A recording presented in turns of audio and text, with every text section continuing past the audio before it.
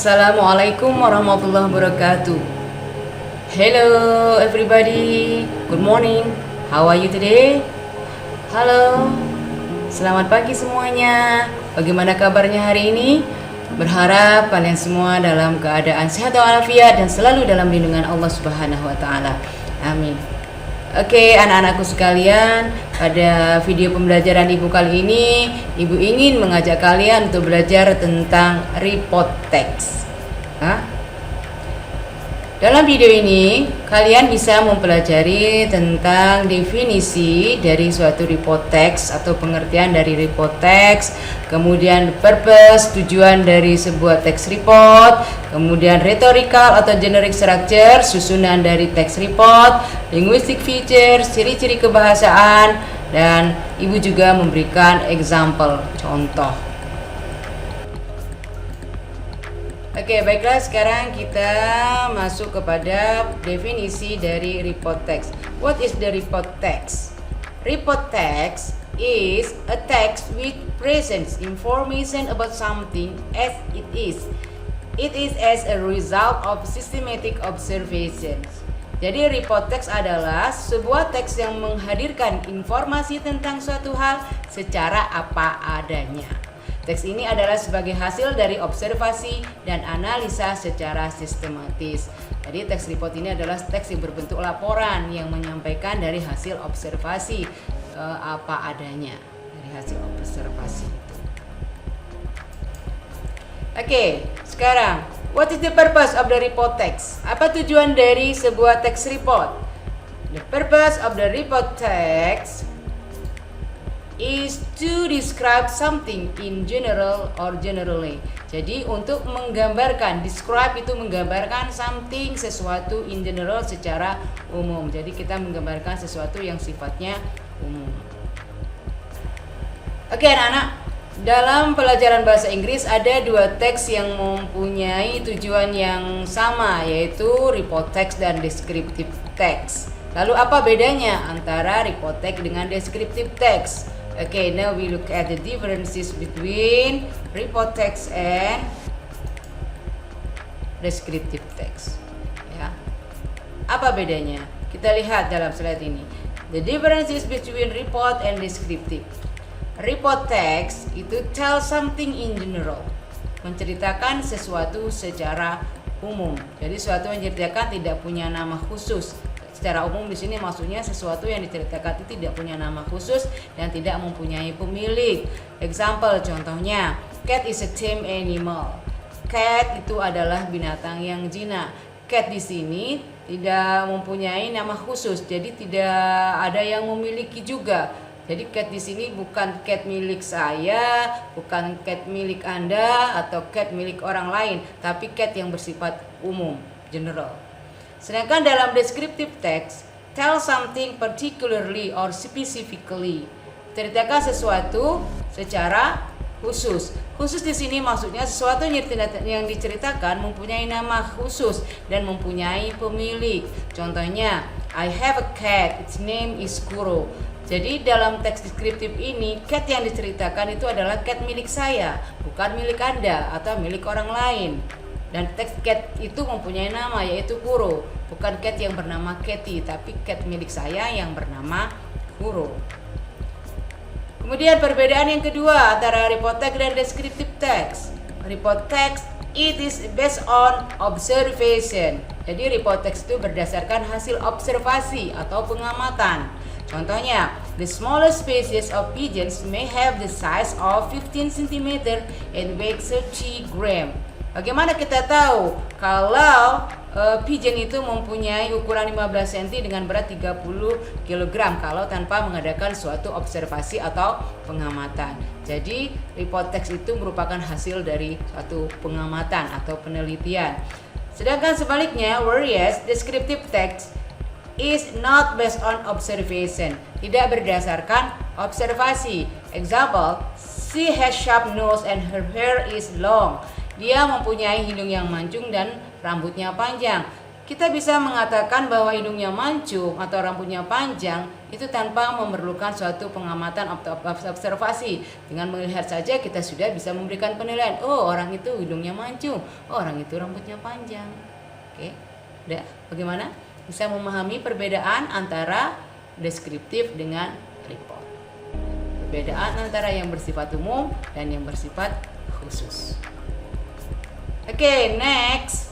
Sekarang kita masuk kepada rhetorical atau generic structure. Rhetorical structure of report text, susunan dari report text. Report text itu terdiri dari 2 susunan, yaitu yang pertama general classification. Apa itu general classification? General classification adalah stating classification on general aspect of things, animal, plant, public, place, etc. which will be discussed in general. Jadi menyatakan klasifikasi aspek secara umum, baik itu berupa hewan, tanaman, tempat umum, dan lain-lain yang akan dibahas secara umum. Jadi sifatnya umum yang seperti saya jelaskan, tidak mempunyai nama khusus, tidak mempunyai pemilik, jadi bersifat umum. Yang kedua adalah description. Description di sini maksudnya tell what the phenomenon under discussion in terms of part, qualities, habit or behavior and habitat. Jadi menceritakan gambaran fenomena-fenomena yang terjadi, bagian-bagiannya, sifat-sifatnya, kebiasaan atau tingkah lakunya dan tempat tinggalnya. Nah, biasanya yang ada di dalam bagian description itu, penggambarannya itu kita sudah mulai menggambarkan bagaimana fisiknya, bagaimana sifat-sifatnya, bagaimana tingkah lakunya, bahkan tempat tinggalnya. Oke, jadi ingat, dalam report text itu hanya terdiri dari 2 susunan, yaitu general classification dan description. Lalu sekarang, apa linguistic features of report text? Apa ciri-ciri kebahasaan dari report text? Ciri-ciri kebahasaan dari report text, yang pertama, report text itu harus menggunakan use of general noun, menggunakan suatu benda yang bersifat umum. Seperti tadi cat, di sini cat yang bersifat umum. Ya, misalnya pigeonnya bersifat umum. Dognya bersifat umum. Jadi tidak ada yang memiliki dan tidak mempunyai nama khusus. Kemudian di sini contohnya cat secara umum. Kalau my cat spesifik, karena cat yang diceritakan adalah cat milik saya, bukan milik siapa-siapa. Kemudian yang kedua yaitu use of relating verbs, menggunakan linking verb atau kata kerja yang menghubungkan seperti to be, is, am, are, seem, nampaknya, look, nampaknya, test, dan lain sebagainya. Yang ketiga, use simple present tense atau timeless present to indicate usualness. Menggunakan simple present atau waktu dalam simple present seperti often, usually, always, dan lain sebagainya. Jadi, tenses yang digunakan untuk membuat text report itu adalah simple present tense. Kemudian, use of technical terms, menggunakan istilah-istilah yang terkait dengan text report tersebut. Misalnya kita membahas tentang peta, maka istilah-istilah yang terkait dengan peta itu harus ada dalam text report. Contohnya isobar, a line drawn on a weather map. Isobar itu merupakan garis yang ada di dalam peta. Oke, sekarang kita lihat contohnya. Ya, di sini Ibu mengambil contoh tentang platypus, yaitu sejenis hewan. Kita baca ya. Many people call platypus duckbill because this animal has a bill like duckbill. Platypus is a native Tasmanian and southern and eastern Australia. Di sini pada paragraf 1 ini kita klasifikasikan sebagai general classification. Karena kenapa? Karena di sini kita mulai menggambarkan apa sih platypus itu. Platypus itu adalah